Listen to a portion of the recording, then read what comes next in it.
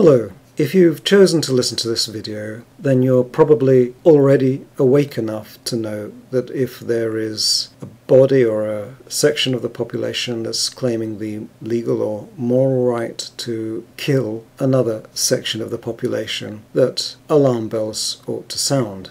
My wife and I happened to come across a program on eugenics in the Newsnight program on the BBC yesterday. Now, I appreciate that you may be interested in eugenics, but particularly if you are listening from America, you may wonder what the BBC has to do with you. By way of introduction to this video, I would like to say that the BBC is not just a local territorial media station. Because of the credibility, authority and reputation for unbiased reporting that the British Broadcasting Corporation attained in the Second World War years, it now is a major player in influencing all sorts of peoples around the world.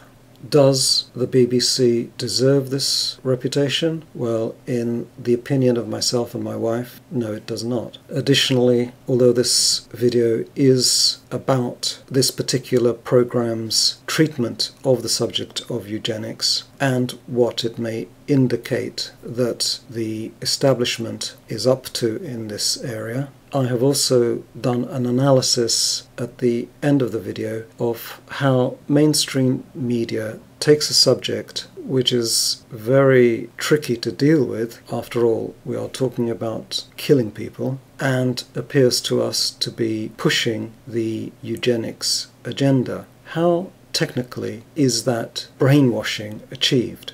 Well, I've broken down the method that the BBC uses in this Newsnight programme, which is applicable not just to this particular programme with this particular subject, but I think you'll find it interesting whenever you are looking at a mainstream media, news or current affairs programme. Just before my wife comes on and talks about the programme itself, I would like to make it clear that in our view and in many people's view, the subject of eugenics is not dealing with practices aimed at improving the genetic composition of the population. It is a request for moral and legal right to kill people that are already alive, to kill people that have yet to be born, giving the green light to the concept of ending lives for the greater good of mankind is a green light for the establishment to kill whoever it wants to. Last night I watched Newsnight, and it was really quite incredible that they were using the occasion of the Paralympics to have the excuse to start talking about eugenics. Now, I don't know what sort of sick minds could have thought that this was appropriate at the BBC, but they really should be ashamed of themselves. They showed the very first, the venue for the very first convention on eugenics, which apparently took place 100 years prior to the date for the start of the Paralympics. The whole thing was really very, very clever. You could see an enormous amount of manipulation of people's minds. They showed Nazi Germany's eugenics program, so they couldn't be accused of having missed that out. They showed pictures of the feeble-minded who were put to death in Nazi Germany. They showed the elderly. But there was very little criticism of what happened. I happened to come across an article which showed that I think there was another documentary prior to this, and the person writing this article is complaining that the BBC missed out the disabled altogether from a documentary which was supposed to be on eugenics. They showed many of the well-known names who were known eugenicists, Winston Churchill, Bertrand Russell, H.G. Wells, etc. But if you want to see what the direction of the programme was, what people were meant to get out of the programme, what the BBC was trying to do when they made the programme, just look at the quotes which I have taken directly from the programme. Eugenics. Is it a noble aim to rid the world of mental and physical disability? The crimes of the 20th century all took place in the name of eugenics. So we mustn't get upset about those crimes, obviously, because they only took place in the name of eugenics.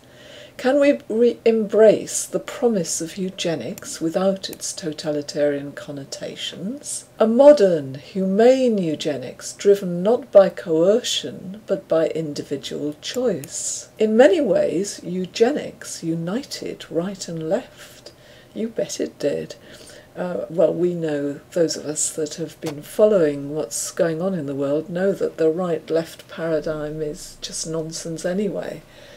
And of course all the politicians are in cahoots because, and others that are influential, because they are acting in the name of this global elite which wants eugenics. Eugenics devoted themselves to sparing future generations those who ought not to be born. It has nothing to do with violating the rights of the disabled. It is about allowing parents to do the best for themselves and their children. Now you notice they don't make it very clear what they're talking about here. We do not want nature to take its course. Nature is a killer. But could a new eugenics, enlightened by empathy, leavened by liberty, finally be about to fulfill its promise? I think that is the quote, really, that sums up the programme and what it was all about. If we can make people more resistant to disease, longer lived, healthier, I think that is something a good person would try to do. Well, that, of course, to anybody who's awake to what's going on in the world, is complete nonsense. They don't want people to live longer. They're complaining about overpopulation. They're complaining about the baby boomers living too long. They want people to die. It is complete nonsense, and anybody who believes that has really not been following what goes on in the world at all. This is not what the elite want. So there is something else behind this agenda. Don't think about disability. Think about enhancement.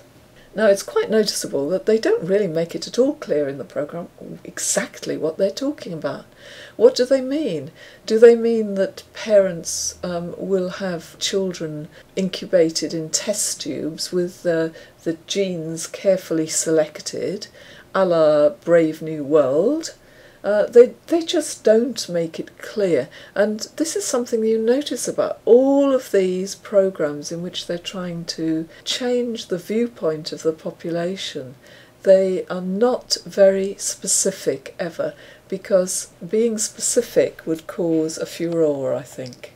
The programme did show some of the horrors of eugenics which took place after World War II. They showed some of the countries which implemented compulsory sterilisation programmes, but this was presented, or at least I felt that it was presented, in a way which suggested that this was a very good thing indeed. They didn't attempt to show the suffering which would have certainly occurred in these compulsory sterilisation programmes. If you just imagine a woman being denied the opportunity to have children, you can fully realise what this actually meant. But the programme did not explain it at all, did not take into account what these women must have felt and what they must have gone through. As I said earlier, all these programmes are aimed at brainwashing the public. And they're all very similar in that they are just not very specific. At the end, you're left with a vague feeling that eugenics somehow is supposed to be a good thing. But what exactly do they mean? That's not clear. When you're brainwashing the public, and you can be sure that they've done lots of research into how to brainwash the public, you can use the principles of Fabianism, which means that you introduce things gradually, you introduce them incrementally, and it's okay to leave the public a little bit confused. For example, in this programme, they claimed that one of the purposes of eugenics is to help people to live longer. Now, the public know that that's nonsense. They know that there's a depopulation agenda which goes hand in hand with any desire for eugenics. It's exactly the same thing with these scientists who come on TV and on YouTube proclaiming that depopulation has to take place. What they say is that there are too many people on the earth and that there are not the resources to cope with it. And if something is not done about it, and they're suggesting reducing the number of people from 7 billion to something like 1 billion, which obviously you can't do simply by contraception. They say that if nothing is done to reduce the population in this way, then something awful is going to happen. Nature is going to reduce the population. Now, of course, there's no challenge at all to what they're saying, because the prostitutes just don't ask the challenging, difficult questions at all. They just go along with it. Oh, yes, that's a good point, they seem to say. But, you know, what is left vague is how can you reduce the world's population from 7 billion to 1 billion without killing people? And another thing which is left vague is who will be killed. And the prostitute should be saying, you know, if somebody is one of the target group that is going to be killed, then why should it be an advantage for them to be killed deliberately by their fellow human beings rather than to be killed by nature? Personally, I'd prefer to take my chances with a natural disaster because I would have a chance to escape. Whereas if I was in the target group and destined for eugenics at the hands of my fellow man, I couldn't escape. But of course these questions are absolutely never asked. The elite and the academics have a really easy ride with the prostitutes, who just don't ask the difficult questions at all, and they really are terribly irresponsible in not doing so. My husband has a very good handle on the techniques that the BBC uses to brainwash the public, techniques that you don't notice when you're watching programmes, and he's going to talk to you about these techniques now. The BBC gives the mission statement of its Newsnight programme as being a programme which gives the audience the stories behind the day's headlines. Yet the subject of the programme in question was eugenics, which is certainly not in the headlines, and it is not a news item. There is therefore only this manufactured reason for Newsnight to bring up the subject of eugenics. Here is the presenter introducing the subject, using the Paralympics as a springboard. The London Paralympic Games will, it's hoped, to be the best ever and will feature the greatest athletes with disabilities in the world. I'm about to show you how the programme makers manipulate the audience to a particular point of view on a subject. This is in relation to this particular subject, but it is, as I've said before, can be used generally to analyse how mainstream media, current affairs programmes and news programmes manipulate its audience when it wants to. But even if, at the end of having heard what I have to say, you agree that, yes, this is a case of a programme being manipulated to push a certain point of view on an issue, you will still be left wondering why the BBC wants to do this. Simply put, you're looking at the wrong level of management. It's the establishment that want this agenda pushed.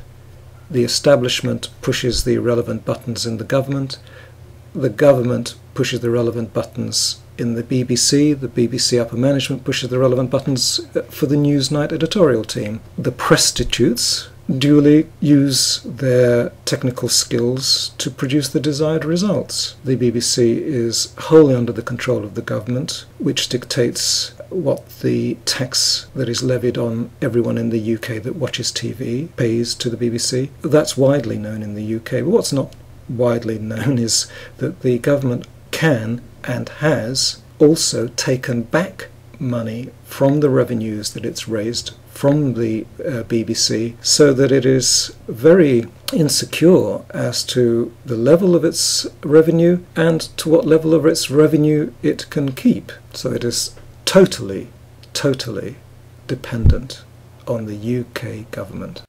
Right, now I'll start with the analysis by introducing you to the different people that you will see appearing on your screen. The first is the anchorman.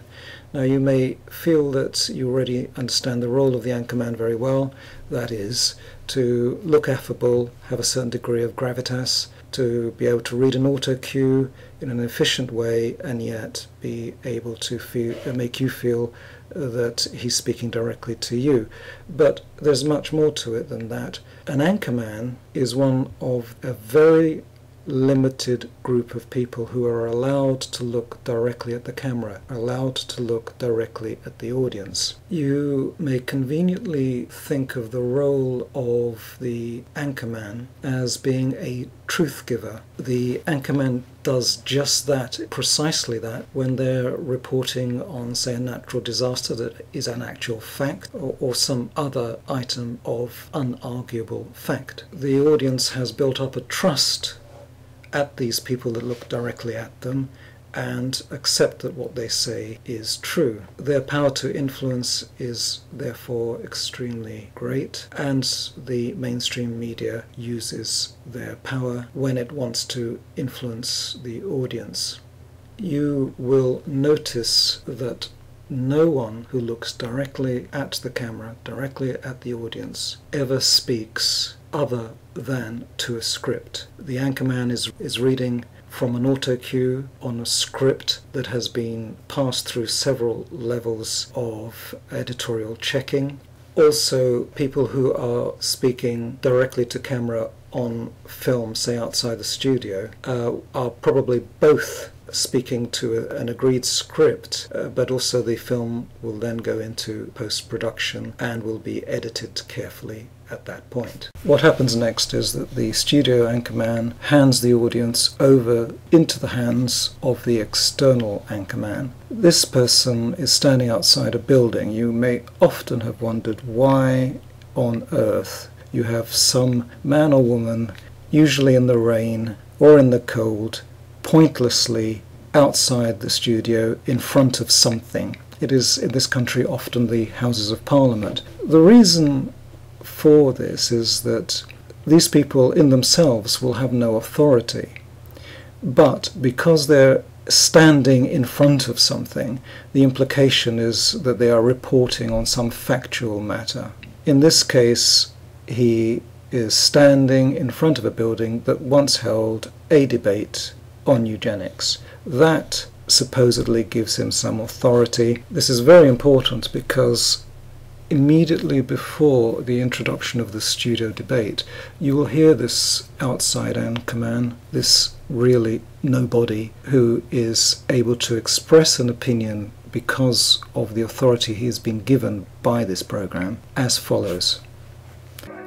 But could a new eugenics, enlightened by empathy, leavened by liberty, finally be about to fulfill its promise?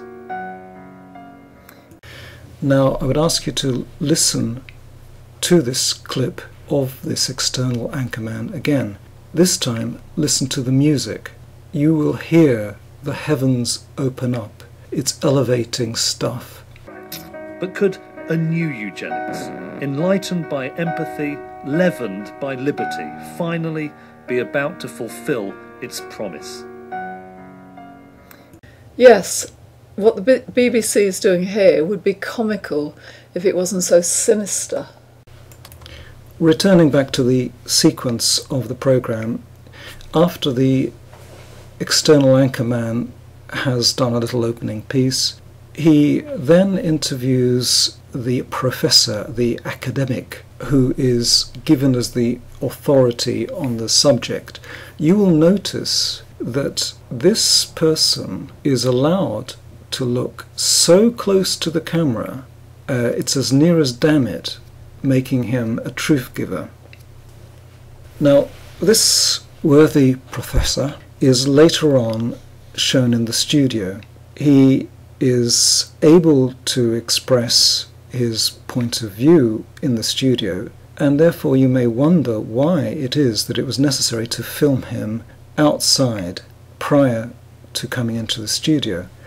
The purpose of having done so is that when the audience next sees him in the studio, the audience is pre-programmed to understand that that person is an expert, pre-programmed also almost to see him as a celebrity that Newsnight is privileged to have in the studio. There then follows a little interview by the External Anchorman with a second academic which supports the view of the first academic, and we are then back into the studio for the debate. The first thing that I have to show you about the studio debate is the positioning of the parties involved. Now you will appreciate that inside the studio everything is controlled, or put another way, it's the responsibility of the BBC. Think of the studio as just a blank space, dark, nothing in it. The lighting, the positioning of the people in it, everything is minutely controlled and not left to chance. Notice, therefore, how much prominence is given to Professor in support of eugenics. Sitting in a favoured position, nearest the audience, well lit, with a lot of space around his position, his chair. The people who he is up against in the debate are across the table slices through their legs, they are tucked into a corner position in the studio. The shape of the studio, the pictures behind, all create a corner into which the opposition, as it were, are tucked in, and they are down the studio from our worthy professor, thus reducing their prominence. Logically, the makers of this program could simply have interviewed the eugenics professor, but they chose not to take that approach. What they chose to do instead was to have a studio debate. The reason for that decision will become, in my opinion, apparent in a moment, but for now let me say that in order to have a debate you obviously need people to express opinions on both sides of an argument. At first sight it appears that Newsnight programme have pitted the eugenics professor against two other persons. 2 against 1? Well, that's tremendously impressive support for the other argument. Actually, I don't think so. What is missing from here is another academic who has a contrary view to that of the eugenics professor. I'm sure that no one believes that the Newsnight team could not have come up with another academic that held a contrary view to this eugenics professor. You could go to a university, throw a stick at the university lecturer's dining hall, and you'd hit another academic who had a contrary view to this person. It would be the easiest thing in the world to pit one academic against another academic, both having somewhat equal status. Well, such a person is obviously conspicuous by his absence in this program. Instead, we have 2 people whose status for giving opinion is their own private circumstances. We have a woman who herself has part of her arm missing, and we have a man who has a daughter who has some form of disability. Now, I would like to say that, in my opinion, both of these 2 gave a very good account of themselves. In particular, the man on the right-hand side has obviously done some research into the background of the eugenics professor, and at one stage had him very much on the ropes until an intervention by the anchorman stopped him pressing the matter any further. There is a lot more that can be said about the actual debate. It's an interesting subject in itself, and I hope you will see the video of the full debate and form your own opinion. But now I'd like to get to the point of what I think the program makers had in mind when they made this program. In fact, one does not have to stretch one's imagination very much to guess what this is about, because the anchorman, in effect, specifically states what the mission statement, as it were, of this particular program is. you will note how the anchorman, this BBC truth giver, makes a statement in the form of a question to the woman, asking her to agree that it is a given that the subject of eugenics will be talked about in the media. Do you think with the advances in science that this debate is not just inevitable, but we're going to have more and more of it? This, therefore, is the whole point of the Newsnight programme. If they achieve a result of having the public feeling that eugenics just had a bad name in the past and that it ought to be considered more favourably, well, that's a bonus. But the main point of this Newsnight programme is to bring the issue of eugenics into the public domain again, where no doubt the establishment can plug away at public opinion until they get the result they want. In my opinion, it is not a given that this evil genie of the subject of eugenics, the subject of killing people, needs to be spoken of at all. It is far better that the lessons of history not be forgotten and that this evil genie remain in a stoppered bottle in an academic backwater. I see that someone has recorded the whole of the Newsnight programme on eugenics and has put it up on YouTube. We'll give you a reference to the YouTube video at the end. What particularly interested me was a comment left by one of the viewers of this video, leaving his name as JJKale1111. The comment is as follows: "This is the third time I have seen the BBC try to rehabilitate eugenics by linking it to London 2012. Why?" Well done, JJ Kale. I was not aware of this. My wife and I hardly ever now watch mainstream media. Particularly, we try to avoid watching any news, particularly BBC news, because it is so propaganda-laden. We don't watch television much at all because even the entertainment programmes seemed to be aimed at the level of interest of a child. But in reply to JJ Kale, I would say that you're wondering why the BBC is trying to rehabilitate eugenics. Well, you won't find it by looking at mainstream media. You would be far better off, if you have this interest in the truth, which you obviously have, to switch off the television and instead go on the internet and to link to alternative news media sites.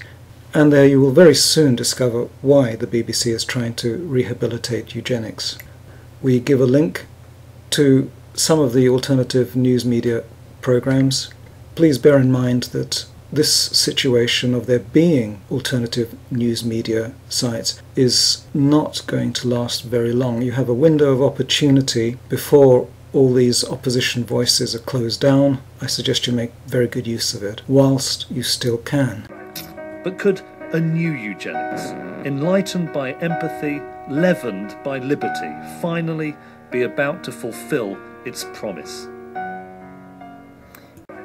But could a new eugenics, enlightened by empathy, leavened by liberty, finally be about to fulfill its promise?